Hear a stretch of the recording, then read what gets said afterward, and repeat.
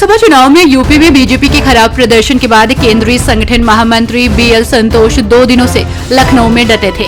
आपको बता दें कि लखनऊ में संतोष ने अलग अलग बैठकों के जरिए ये जानने का प्रयास किया कि आखिर यूपी में बीजेपी को इतना बड़ा नुकसान क्यों उठाना पड़ा।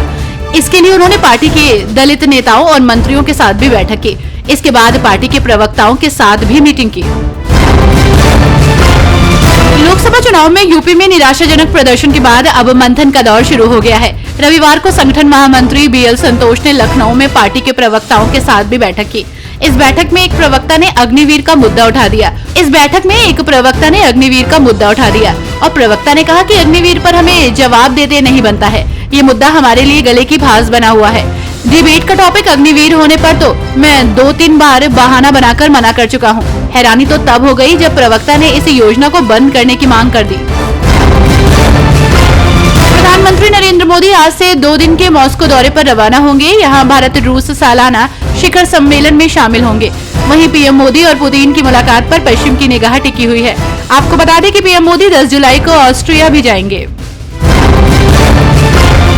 विवादों में घिरी राष्ट्रीय पात्रता सह प्रवेश परीक्षा स्नातक से जुड़ी याचिकाओं पर सुप्रीम कोर्ट आज सुनवाई करेगा।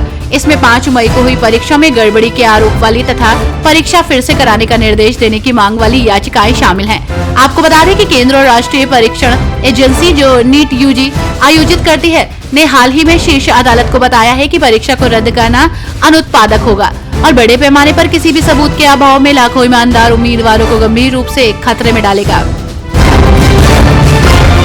मणिपुर दौरे से पहले कांग्रेस सांसद राहुल गांधी असम के सिलचर शहर पहुंचे, जहां उन्होंने मणिपुर के हिंसा प्रभावित इलाकों में जाते वक्त असम में बाढ़ प्रभावित लोगों से मुलाकात की। लोकसभा में विपक्ष का नेता बनने के बाद राहुल गांधी का ये पहला पूर्वोत्तर दौरा है। पाकिस्तान के आतंकी हमलों पर बात करते हुए नेशनल कॉन्फ्रेंस के नेता फारूक अब्दुल्ला ने कहा कि पड़ोसी मुल्क को ये समझना होगा कि अगर वो भारत के साथ दोस्ती में रहेगा तो दोनों ही देश तरक्की करेंगे, अगर दुश्मनी में रहेगा तो तरक्की कमजोर हो जाएगी।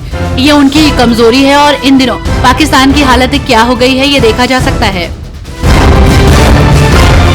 दरभंगा के एसएसपी जगुनाथ रेड्डी ने बताया कि 9 लोगों को लहेरियासराय थाना क्षेत्र के अलग अलग परीक्षा केंद्रों से गिरफ्तार किया गया है, जबकि 2 को सदर पुलिस स्टेशन के तहत एक केंद्र से पकड़ा गया है, जबकि एक शख्स की गिरफ्तारी बहादुरपुर पुलिस स्टेशन के तहत एक केंद्र से हुई है।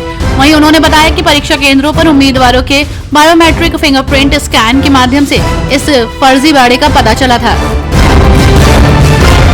तमिलनाडु में बीते दिनों बसपा नेता के आर्मस्ट्रांग की निर्मम तरीके से हत्या कर दी गई। आर्मस्ट्रांग तमिलनाडु के बीएसपी के प्रदेश अध्यक्ष थे। रविवार को चेन्नई के तिरुवल्लूर के पुत्तूर गांव में उनका अंतिम संस्कार किया गया। मद्रास हाई कोर्ट ने पार्टी ऑफिस में दफनाने वाली याचिका को खारिज कर दिया था। इसके बाद उनके शव को पुत्तूर में उनके निजी जमीन पर दफनाया गया। केंद्रीय मंत्री और शिवसेना सांसद प्रताप राव जाधव की ओर से कल रविवार को यह दावा किया गया कि अगर राष्ट्रीय जनतांत्रिक गठबंधन लोकसभा चुनाव में से अधिक सीटें जीत जाता तो पाकिस्तान के कब्जे वाले कश्मीर को भारत में शामिल करने के साथ साथ साल 1962 में चीन द्वारा कब्जाई गई भूमि को वापस लेना संभव हो जाता।